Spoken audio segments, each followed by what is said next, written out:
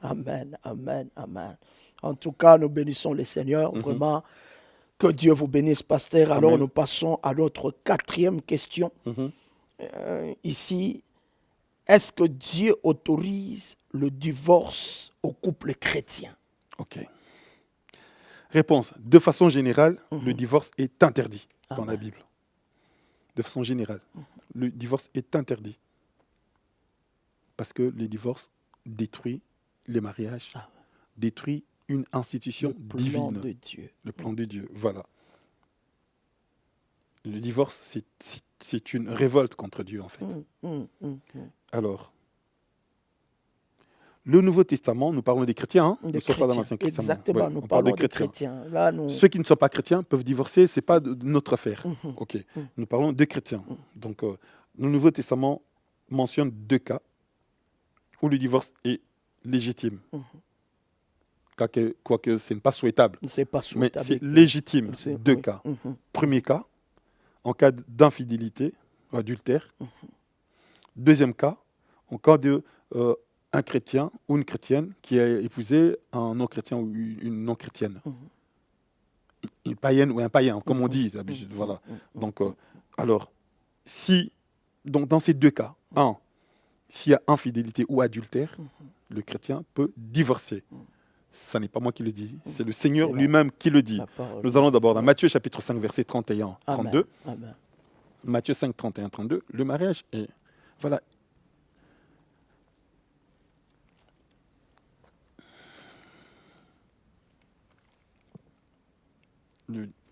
Matthieu, j'ai dit 5, hein? 31, 32, oui. Je vais rapidement. Matthieu chapitre 5. Il a été dit, c'est Jésus qui parle, que celui qui répudie sa femme lui donne une lettre de divorce. On lui pose la question. C'est Jésus qui parle, il a répondu à cette question. Mais moi, je vous dis que celui qui répudie sa femme, sauf pour cause d'infidélité, l'expose à devenir adultère. Et que celui qui épouse une femme adultère commet un adultère. Donc, voilà. Et on va dans Matthieu 19. Matthieu 19, verset 9. Toujours dans Matthieu. C'est presque la même chose. Matthieu 19, verset 9. Allez, j'y suis. OK. Je commence par le verset 4. Il répondit, n'avez-vous pas lu que le Créateur au commencement fit l'homme et la femme? Et qu'il dit, c'est pourquoi l'homme quittera son père et sa mère et s'attachera à sa femme et les deux deviendront une seule chair. Donc, il renvoie au commencement. C'est le Seigneur Jésus. Ainsi, ils ne sont plus 2, mais ils sont une seule chair. Que l'homme donc ne sépare pas ce que Dieu a joint. Ça, il parle, il introduit sur Moïse. Je suis dans le verset, commencez par le verset 4. Et je vais au verset 9. Verset 8. Il leur répondit, c'est à cause de la dureté de votre cœur que Moïse vous a permis de répudier vos femmes. Au commencement, il n'en était pas ainsi. Mais je vous dis que celui qui répudie sa femme, sauf pour infidélité, et qui en épouse une autre, commet un adultère. Celui qui répudie sa femme, sauf pour infidélité. Et qui en épouse une autre commet un adultère. Donc, dans les cas d'infidélité, donc, on peut divorcer. Dans les cas d'infidélité. Et celui qui divorce dans les cas d'infidélité, parce que quand la femme a été infidèle, l'homme peut divorcer. Et cet homme-là peut se remarier. Il n'est pas, parce que les gens disent que voilà, quand tu dois attendre que l'autre meure. Non. Dans la personne qui est fautive ne peut pas, donc son mariage n'est pas reconnu. Donc tant que l'autre est vivant. Mais celui qui n'a rien fait, qui a été fidèle, peut se remarier. C'est une alliance. Qu'est-ce qui est écrit? Parce que j'ai parlé de l'alliance. Que celui qui violait l'alliance était mis à mort. Était mis à mort, mais pas l'autre. Donc, parce que l'objection qu'on nous donne se trouve dans Romains, chapitre 7, versets 1 à 3. On va lire ça rapidement. Parce que les chrétiens disent, Romain a dit qu'on ne se marie pas jusqu'à ce que l'autre meure, quoi. Donc, c'est méchant, ça. Donc, c'est vrai, c'est écrit, mais les gens ne comprennent pas pourquoi c'est écrit. Donc, je suis dans Romains, chapitre 7, versets 1 à 3. Je lis au nom de Jésus, donc. Amen. Ignorez-vous, frères, car je parle à des gens qui connaissent la loi, que la loi exerce son pouvoir sur l'homme aussi longtemps qu'il vit. Ainsi, une femme mariée est liée par la loi à son mari tant qu'il est vivant. Mais si le mari meurt, elle est dégagée de la loi qu'il a liée à son mari. Si donc du vivant de son mari, elle devient la femme d'un autre homme, elle sera appelée adultère.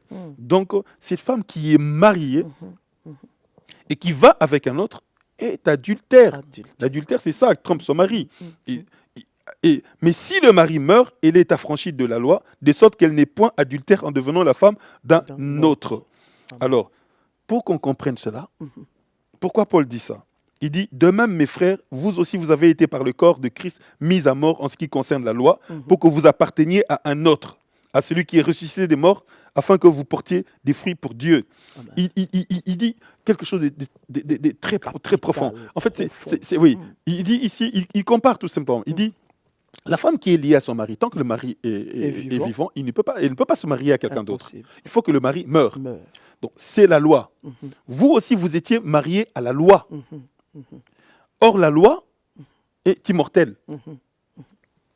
Que nous dit Matthieu 5, on va lire la loi, Matthieu 5, 17, 18, rapidement. Matthieu 5, 17, 18, je vais là rapidement, Matthieu 5, 17, 18. Ne croyez pas que je sois venu pour abolir la loi ou les prophètes. Je suis venu non pour abolir, mais pour accomplir. Car je vous le dis, en vérité, tant que le ciel et la terre ne passeront point, il ne disparaîtra pas de la loi un seul iota ou un seul trait de lettre jusqu'à ce que tout soit arrivé. Celui donc qui supprimera l'un de ces petits commandements, qui en enseignera aux hommes, voilà. Mais bon voilà, tant que, verset 18, car je vous le dis en vérité, tant que le ciel et la terre ne passeront point, il ne disparaîtra point de la loi un seul iota. Tant que le ciel et la terre ne passeront point, donc aucune lettre. Iota, c'est la plus petite lettre de l'alphabet grec, le I. Donc ça veut dire que tant que le ciel et la terre existeront, la loi sera toujours là. Donc vous étiez mariés à la loi, qui est immortelle, pas éternelle, mais immortelle. Alors, comment pouvez-vous dégager de ce mariage avec la loi pour épouser Christ? Pour épouser Christ, il faut que le mari meure. Oh, ce mari est immortel. Alors il dit, de même vous, c'est ça qu'il dit. Il dit, comme la loi est immortelle, alors c'est vous qui allez mourir. Parce que le mariage s'arrête à la mort de l'un des conjoints. Alors, nous sommes morts par rapport à la loi, et maintenant, nous pouvons épouser Christ. C'est ça qu'il dit ici. L'ancien mariage oui. Si donc, oui. Il dit, de même, mes frères, vous aussi, vous avez été, par le corps de Christ, mis à mort en ce qui concerne la loi. Donc, le mari qui est la loi ne meurt pas. Alors, qu'est-ce qui se passe? La femme meurt. Nous mourrons. Quand nous recevons Christ, nous sommes morts à l'ancienne vie. Et nous ressuscitons avec une nouvelle vie. Si quelqu'un est à Christ, il est une nouvelle créature. Les choses anciennes sont passées, toutes choses sont devenues nouvelles. Donc, il voulait comparer à ça. Alors, comme lui, la loi ne meurt pas, moi je meurs. Comme je meurs, le mariage est fini. Je ressuscite, je suis une autre créature. Je peux épouser celui que je veux. Christ donc. Il a juste ça. Donc, c'est pourquoi il a comparé à ça. Il n'a pas dit que la femme doit se séparer, qui se sépare de son mari doit rester célibataire. Non. Il dit tant que la femme est mariée, le mariage est indissoluble jusqu'à la mort. Donc, c'est dans ce sens-là. On donne encore un verset, je crois, c'est 1 Corinthiens, chapitre 7, verset 39. C'est ce qui dit la même chose, en fait. Donc, les gens... 1 Corinthiens, chapitre 7, verset 39, j'y arrive. Oui. Une femme est liée aussi longtemps que son mari est vivant. Mais si le mari meurt, elle est libre de se marier avec qui elle veut. Seulement que ce soit dans le Seigneur. Que ce soit dans le Seigneur. Donc le mariage doit être dans le Seigneur, pas hors du Seigneur. Donc c'est important. Ça veut dire quoi? Que nous ne pouvons pas épouser n'importe qui. On ne peut pas épouser quelqu'un qui n'est pas chrétien. Dans le Seigneur, ça doit être vraiment quelqu'un qui connaît le Seigneur. Donc c'est un enfant de Dieu aussi. Oui, une enfant de Dieu. Donc cette objection-là, le mariage, que si l'homme a trompé sa femme, cette femme-là, trompée, doit rester attendre la mort de l'autre. Non. Ça, Donc Jésus a dit que le mariage est rompu. dans le cas où l'un a trompé l'autre. L'autre. L'alliance est rompue. Alors, comme il n'y a plus d'alliance, il n'y a plus d'alliance, il n'est plus lié à cet homme-là qui l'a trompé.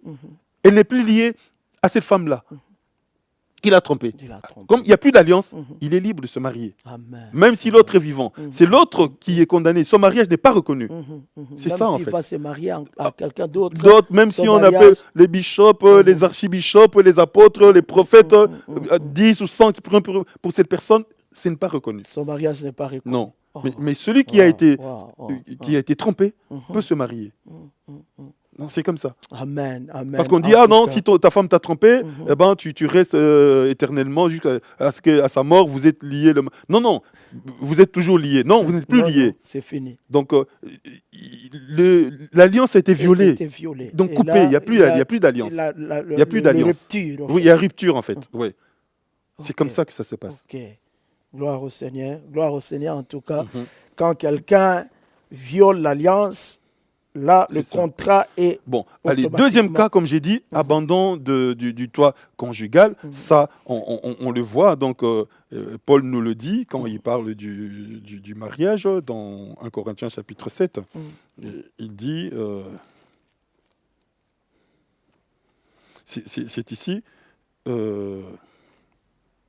dans 1 Corinthiens chapitre 7, il dit aux autres,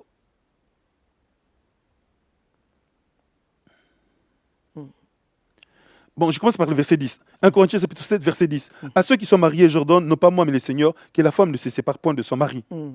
Si elle est séparée, qu'elle demeure sans se marier ou qu'elle se réconcilie avec son mari. Et que le mari ne répudie point sa femme. Ça, c'est dans les cas où il n'y a pas adultère, il n'y a rien du tout. Donc voilà. Donc, si tu te sépares, je ne veux plus, tu me sépares, tu ne peux plus te marier. Parce qu'il n'y a pas eu adultère, il n'a pas rompu l'alliance. Bon, voilà. Aux autres, ce n'est pas le Seigneur, c'est moi qui dis, si un frère a une femme non croyante et qu'elle consente à habiter avec lui, qu'il ne la répudie point. Quelqu'un qui ne connaissait pas le Seigneur, qui s'est marié avec une femme non croyante. Ah, maintenant je connais le Seigneur, je me sépare de toi. Non. Non. Donc, que ce soit une femme, un homme, non. Voilà. Et si une femme a un mari non croyant, qu'il consente à habiter avec elle, qu'elle ne répudie point son mari. Car le mari non croyant est sanctifié par la femme. Et la femme non croyante est sanctifiée par le mari. Autrement, vos enfants seraient impurs, tandis que maintenant ils sont saints. Si le non croyant se sépare, qu'il se sépare. Le frère ou la sœur ne sont pas liés dans ces cas-là. Donc les frères ou la sœur ne sont pas liés dans ces cas-là. Si le non croyant dit, moi, comme tu es chrétien, moi je m'en vais. Alors, il peut partir, tu peux te remarier. La femme peut se remarier, l'homme peut se remarier. Ils ne sont pas liés dans ces cas-là. Donc, ici, c'est clair. Dans les deux cas, je crois que c'est vraiment clair. Et nous avons vu des sœurs qui s'étaient converties, et le mari non converti, qui ont prié, et puis après, mari converti. On connaît même des maris qui sont devenus des pasteurs. Oui, on connaît des frères aussi qui s'étaient convertis. La femme, non, continue à sortir. Et puis, la femme s'est convertie aussi. Il travaille pour le Seigneur. Donc, voilà, c'est des cas qui... Donc, on ne se sépare pas parce que, voilà, moi, comme je connais le Seigneur aujourd'hui, lui ne connaît pas le Seigneur, il ne veut pas venir à l'église, moi je me sépare avec lui. Non. Ça, Dieu dit pas non. Autorisé. Non. Mais si lui, il dit, bon, moi je pars, il peut partir, vous n'êtes pas liés. Parce que votre mariage n'a pas été, c'est pas dans l'église. Ce n'est pas un mariage qui a été célébré dans le Seigneur. Donc voilà. Gloire au Seigneur. En tout cas, vraiment, je crois que beaucoup de personnes qui nous suivent ont compris dans quel cas le divorce est permis selon Dieu. Mais j'allais juste là, pasteur, demander quelqu'un qui s'est dit, je soupçonne ma femme, je vois... Je soupçonne ma femme, ok. Je soupçonne ma femme, ok, oui.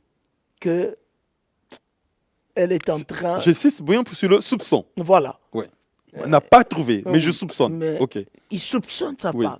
Il dit en tout cas, je crois que ma femme est en train de me tromper et sur base de ça, ou mon homme est en train de me tromper, à base de ça, il dit, voilà, moi, je me sépare. Je me sépare de lui ou je me sépare d'elle.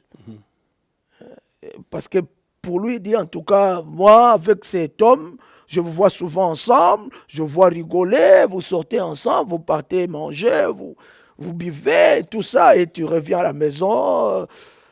Mais cet homme n'a pas constaté l'adultère. Est-ce que, à base de cela, Si c'était sur base des soupçons, on se séparerait de beaucoup de monde. Hein, donc, non, c'est comme si des soupçons. Donc, on ne peut pas se séparer sur base de soupçons. Non, il faut constater qu'il y a vraiment adultère, qu'il y a vraiment rupture, violation de l'alliance. Mais si c'est des soupçons, il y a des gens qui ont soupçonné, et après, ça s'est avéré que c'était pas vrai. Tu t'es séparé et puis c'était pas ça. Non, il faut que... Mais je crois que, pasteur, ça serait difficile parce que quand quelqu'un commet l'adultère, quand même, les gens se cachent, les gens trouvent le moyen pour essayer un peu de... Je crois que quelqu'un qui est en train de nous suivre, qui dit, voilà ces conditions quand même, je ne sais pas comment faire parce que là, c'est vraiment compliqué. Non, il faut qu'il y ait constatation de fait. Mais oui, même devant l'État, c'est comme ça. Hein. D'abord, la Bible dit, par exemple, si quelqu'un veut accuser, par exemple, un ancien, il faut que ce soit sur base de 2 témoins. Et même à l'époque, il fallait 2 témoins témoigner que cette personne est adultère pour que la personne soit lapidée. Donc, il faut qu'il y ait une preuve, quoi. Il faut qu'il y ait constatation. Moi, 2 témoins qui disent, voilà, c'est vrai, on connaît, il y a ça. Et on peut aussi aujourd'hui fabriquer des preuves. Dans tout ça, un véritable enfant de Dieu va chercher la face de Dieu. Amen. Et Dieu va révéler. De toute façon, c'est vraiment ça. Gloire au Seigneur. Rien de caché ne resterait caché, la Bible déclare. Amen. Tout sera dévoilé, mis en nu. En tout cas, pasteur, nous sommes en train d'avancer vers la fin. Une dernière question que nous voulons vraiment poser. Cette dernière question est une question qui amène un peu les enfants de Dieu, le marié, de pouvoir vraiment se poser tant de questions et de se dire, si c'est ça, est-ce que le mariage n'est pas trop difficile à vivre selon le chrétien, selon Dieu? Le mariage n'est pas très difficile à vivre. Alors, dans ces cas-là, comment éviter d'arriver jusqu'au divorce en tant que chrétien dans son mariage, quand on trouve que on est vraiment face à cette réalité de divorce qui arrive, qu'on sent que dans ces couples, plus rien ne va. La femme est devenue compliquée ou l'homme est devenu compliqué, mais qui n'a pas commis l'adultère, qui n'a pas quitté, par exemple, le lit conjugal. Alors, voilà, la première des choses, quand Jésus a été chercher ses disciples, donc avant de prendre de choisir les 12, il a passé toute une nuit dans la prière. Amen. Il a prié. Le mariage, c'est un engagement de toute une vie. Amen. Donc, ça ne se fait pas à la légère. Il faut chercher la face du Seigneur. Dans la parole de Dieu, beaucoup méditer la parole de Dieu et beaucoup prier. Amen. Être orienté de Dieu. C'est vrai, cette personne m'attire. Chez cette personne, je trouve tout ce que je demande, je cherchais dans une femme ou dans un homme. Mais son intérieur, c'est Dieu qui connaît. Amen. Je vais chercher la face de Dieu. Ève a vu un fruit. Beau à voir. Et c'est un fruit que personne n'avait jamais mangé. Et il dit c'était beau à voir et bon à manger. Mais personne n'avait mangé ça. Parce que le diable l'avait trompé. Il voyait oui, avec ça, tu vas devenir comme Dieu. Oui. Alors que dans ces fruits se trouvait la mort. Et quand elle a mangé, la mort est entrée en elle, en son mari et dans sa descendance. Donc voilà. Et l'autre, quand il s'est séparé d'Abraham, Abraham dit, cherche où tu dois aller, on se sépare ici. Il a vu le fleuve Jourdain. Il a dit, j'ai des animaux. Mon oncle, c'est des animaux, mais moi, je m'en fous. C'est mes animaux à moi. Le Jourdain, c'est le fleuve, donc la terre est fertile. Il y a à boire pour les animaux, il y a à manger, tout ça. Je vais de ce côté-là. C'est les yeux humains qui l'ont attiré comme ça. C'est vrai, il avait raison. Mais ce qu'il ne savait pas, c'est que c'était du côté de Sodome et Gomorrhe. Et que les gens étaient méchants. Et que Sodome et Gomorrhe, en plus de ce que les gens étaient méchants, étaient dominés par des rois encore méchants. Il est allé là-bas et il est sorti de Sodome. C'était la mort. Il est très très riche, immensément riche, si à notre époque on peut le dire millionnaire, et il est sorti sans rien. Sans rien. Juste avec les habits qu'il avait. Il avait des serviteurs, je pourrais dire même centaines de serviteurs, parce qu'Abraham en avait 300 déjà. Donc, mais il est sorti sans aucun serviteur, sans rien du tout. Il a même perdu sa femme dans l'histoire. Il est sorti avec juste ses 2 filles, rien d'autre. Donc, c'est ça, on doit chercher la face de Dieu pour d'abord, c'est ça. Oui, la parole de Dieu nous dit, je ne vais pas épouser un non-chrétien ou une non-croyante, je ne vais pas épouser. Ça, c'est déjà, c'est là, que Dieu m'oriente dans cela. Et puis, dans le mariage, Christ doit être le centre. Amen. On sera toujours tenté. Il y a le pasteur Pierre Truchel, il est déjà auprès du Seigneur. C'est un homme qui prêchait la parole avec puissance, avec profondeur, et qui disait ceci, Joseph n'est pas tombé en adultère avec la femme de Potiphar parce qu'il était fort. Non. Parce que pour Joseph, la présence de Dieu était plus réelle que la présence de la femme. Pour lui, c'était ça. Amen, il avait amen, plus amen. conscience de la présence de Dieu, de la réalité de la présence de Dieu, que de cette femme. Cette femme était jolie, tout ça. Il a préféré la prison que ça. Et si tu es dans le Seigneur, Jésus nous a appris cette prière. Dans le Notre Père, il dit, ne nous soumets pas à la tentation. David disait, Seigneur, regarde si je suis sur une mauvaise voie et remets-moi sur la voie de l'éternité. Nous devons faire cette prière. Personne n'est fort pour résister à la tentation. Personne. Personne. Tu peux aimer ta femme comme tu veux, ton mari comme tu veux. Mais la tentation, quand il va venir, tu ne peux pas t'en sortir seul. C'est avec le Seigneur. Amen, amen. Il faut s'accrocher au Seigneur. C'est le Seigneur qui éloignera le tentateur, qui te sortira de la tentation. Donc c'est la vie, la méditation de la parole de Dieu. Jésus dit dans Jean chapitre 17, Père, sanctifie-les par la vérité, ta parole est la vérité. C'est cette parole qui nous sanctifie. Amen. Qui nous rend progressivement saints. De gloire en gloire en son image. Amen. Comme dit Paul. Amen. Donc la parole, je vais méditer la parole, non seulement la parole, mais je passerai du temps avec le Seigneur. Quand tu as passé du temps, tu lis la parole, tu passes du temps avec le Seigneur, tu ouvres la télévision, tu tombes sur une mauvaise image, tu as ton cœur le rejet de cette image-là. Le dégoût de cette image. Et c'est ça, au fur et à mesure que tu t'accroches de Dieu, tu vas sentir que certaines choses vont... Je vais donner un témoignage d'un frère qui pratiquait la boxe. J'aime beaucoup ces témoignages-là. Je ne citerai pas son nom, il va nous suivre. Et il pratiquait la boxe. Et nous, pendant qu'on priait, on disait, Seigneur, nous renonçons à la violence. Je rejette la violence, je rejette la haine, je rejette la brutalité. Et il faisait ces prières-là. On demandait pardon à Dieu pour la violence, pour la brutalité. On rejetait cela. Celui qui cache ses transgressions ne prospère pas. Mais celui qui les avoue et les rejette obtient miséricorde. Amen. Il ne suffit pas de demander pardon, il faut rejeter. Et au fur et à mesure qu'on faisait ça, il monte sur le ring pour préparer un combat. Il n'arrive pas à cogner son adversaire, son sparring partner. Donc celui qui était...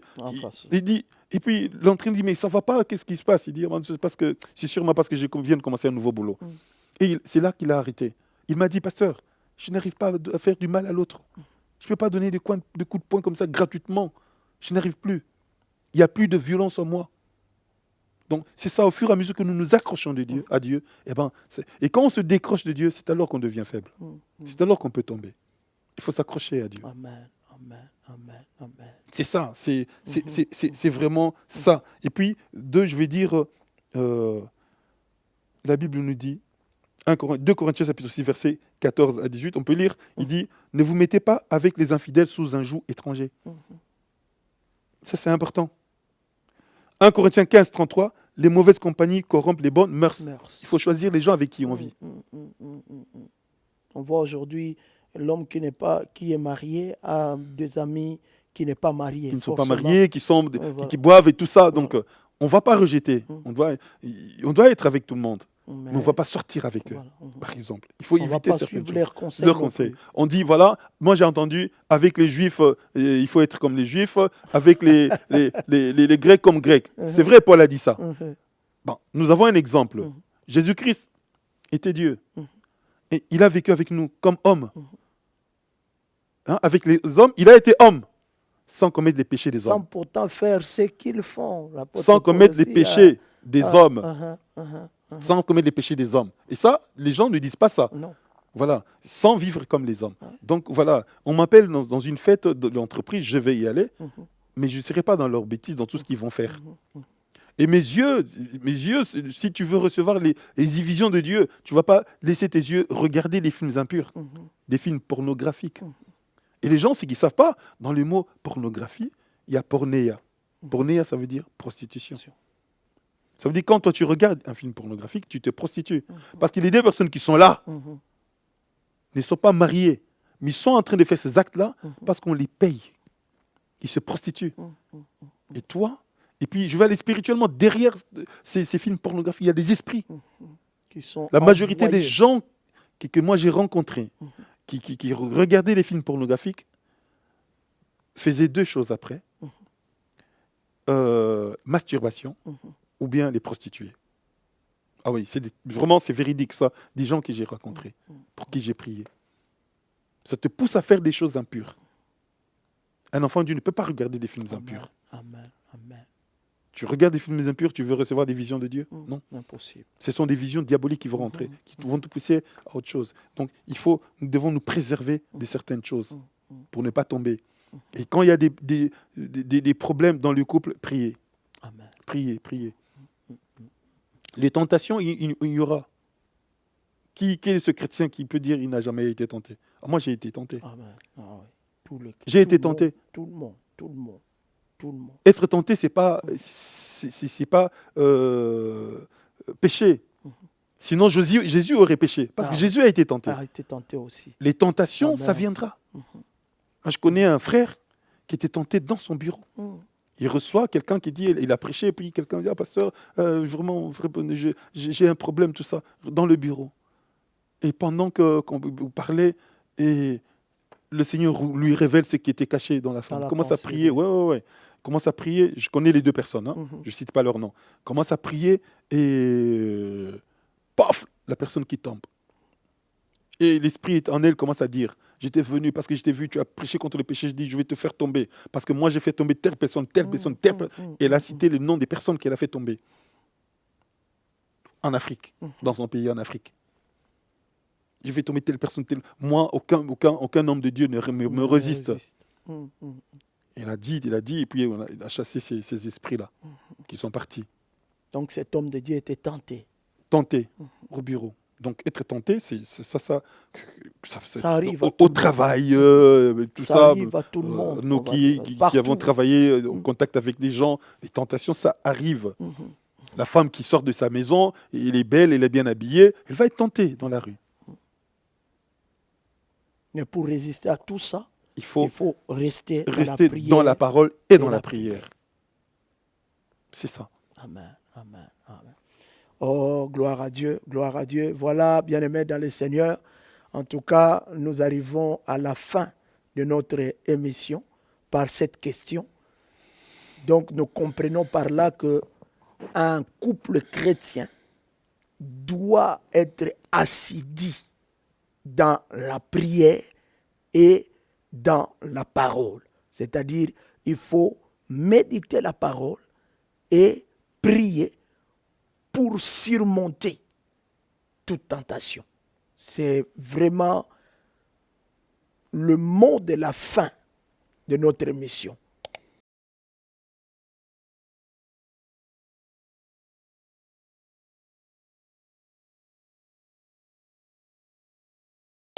Pour éviter de tomber dans le piège de divorce. Les tentations viendront, mais pour celui qui connaît la parole de Dieu, pour celui qui cherche Dieu, il arrive toujours à surmonter. Vraiment, merci beaucoup, pasteur. Merci, pasteur Freddy. En tout cas, c'était très riche. Amen. Et Amen. nous sommes bénis de vous avoir sur notre plateau dans Pasteur Dinotou. Amen. Et comme je l'ai toujours dit, ça ne sera pas la dernière fois. Amen. Et donc, nous croyons que par la grâce de Dieu, très bientôt, nous allons encore recevoir Pasteur Roberto pour d'autres thèmes, pour développer d'autres thèmes Amen. et Amen. éclaircir les enfants de Dieu. Amen. Merci beaucoup, pasteur. Que Dieu vous bénisse. Amen. Amen. Et Que Dieu je ne sais pas te si... bénisse aussi. Merci beaucoup, Oui. merci. Je ne sais pas si vous avez quelque chose en plus d'ajouter pour que nous puissions vraiment clôturer notre émission. Parce que je ne peux pas vous dire que si vous avez un dernier mot, le dernier mot, on n'en a qu'à la fin de sa vie. Mais aujourd'hui, je crois que Dieu nous prête encore vie. Amen. Vraiment, Amen. Amen. quelque chose à ajouter pour conclure la pensée d'aujourd'hui. Alors, je veux dire que la Bible a commencé par le mariage Amen. et la Bible termine par le mariage. Amen. La Bible a commencé par le mariage de Adam et Ève. Et la Bible termine, dans Genèse, c'est le mariage de Adam et Ève. Et dans Apocalypse, c'est le mariage de Christ et de son épouse et Amen. l'Église. L'Église Ouais. que nous sommes. Donc le mariage est quelque chose de très très important. Amen. Que le mariage soit honoré de tous. Et le lit conjugal, exempt de toute souillure. Et j'aimerais qu'un jour, nous parlions des souillures Amen. Amen. du lit conjugal. Donc voilà, je dis aux enfants de Dieu que nous devons nous accrocher vraiment au Seigneur. Amen. Vraiment, en fait, c'est de faire cette prière, Seigneur, ne nous soumets pas à la tentation. Délivre-nous du mal. Amen. Seigneur, il faut le demander à Dieu. Et Dieu soutiendra ton couple, te soutiendra toi-même dans les tentations de ce monde. La Bible dit, aucune tentation ne vous est survenue qui n'ait été humaine. Mais avec la tentation, Dieu qui est fidèle, Dieu qui est fidèle ne vous permettra pas que vous soyez tentés au-delà de vos forces. Mais avec la tentation, il donnera le moyen d'en sortir. Amen. Je crois que c'est 1 Corinthiens, chapitre 10. Je vais dire rapidement, pour ne pas dire des bêtises. 1 Corinthiens 10, verset 13. Voilà, 1 Corinthiens chapitre 10, verset 13. Amen. Donc, les tentations viendront. Des esprits qui te diront quitte ces femmes, quitte cet homme, tout ça. Mais il ne faut pas suivre ça. Il faut résister. Amen. Résister au diable, il fera loin de vous. Amen. Donc, Amen. si Dieu vous a mis ensemble, ça veut dire que le plan de Dieu est parfait. Amen. Est parfait. C'est l'homme qu'il te faut, c'est la femme qu'il te faut. Amen. Et voilà, il faut prier ensemble aussi, prier ensemble, et Dieu protégera. Dieu a protégé beaucoup d'hommes comme beaucoup de femmes Amen. qui se sont donnés à lui. Et voilà, ce sera toujours comme ça. Amen. Ce sera toujours comme ça. Amen. Amen. Oh. Gloire au Seigneur. Gloire Alors au je Seigneur. dirais derrière parole, dans cette émission, ce que je veux dire, abonnez-vous à notre chaîne, Amen. abonnez-vous, et puis comme ça, cliquez sur la clochette, la petite clochette, pour que dès qu'il y a une émission, vous allez êtes au être courant directement, informé directement. Directement. Ouais. Vraiment, merci beaucoup. Abonnez-vous massivement si vous voulez vraiment suivre nos émissions et être directement averti de direct. Abonnez-vous massivement, cliquez sur cette petite cloche et vous serez en temps et en heure informé de toutes nos activités. Vraiment que Dieu vous bénisse. Merci beaucoup et très chers téléspectateurs, nous vous disons à très bientôt. Soyez bénis dans le nom précieux de notre Seigneur Jésus-Christ. Amen, amen. Merci amen. beaucoup. Merci. Au revoir. Au revoir. Au revoir.